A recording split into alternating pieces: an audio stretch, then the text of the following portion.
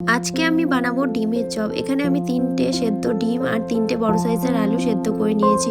এখন আমি কড়াইতে অল্প পরিমাণে সর্ষের তেল দিয়ে তার মধ্যে একটা বড় সাইজের পেঁয়াজ কুচি, 4-5টে কাঁচা লঙ্কা কুচি, 1 চামচ রসুন বাটা, হাফ চামচ আদা বাটা, অল্প জিরে, ধনে, লঙ্কার গুঁড়ো আর হলুদ গুঁড়ো, স্বাদ মতন লবণ, অল্প জল দিয়ে ভালো মতন কষিয়ে নিয়ে অল্প পরিমাণে গরম মশলা গুঁড়ো দিয়ে সেদ্ধ করা আলু দিয়ে নাড়াচাড়া করে ধনেপাতা দিয়ে নামিয়ে নেব।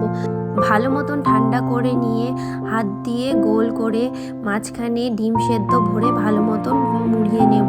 একটা বাটির মধ্যে একটা ডিম ফাটিয়ে অল্প লবণ দিয়ে গুলিয়ে নিয়ে চপগুলো ডিমের মধ্যে ডুবিয়ে পাউরুটির গুঁড়ো লাগিয়ে আবারও ডবল কোট করে নিব। তারপর কড়াইতে পরিমাণ মতো সাদা তেল দিয়ে একে একে সব চপগুলো লাল লাল করে ভেজে নিলেই আমাদের ডিমের চপ পুরোপুরি তৈরি। রেসিপিটি ভালো লাগলে লাইক, কমেন্ট, শেয়ার অ্যান্ড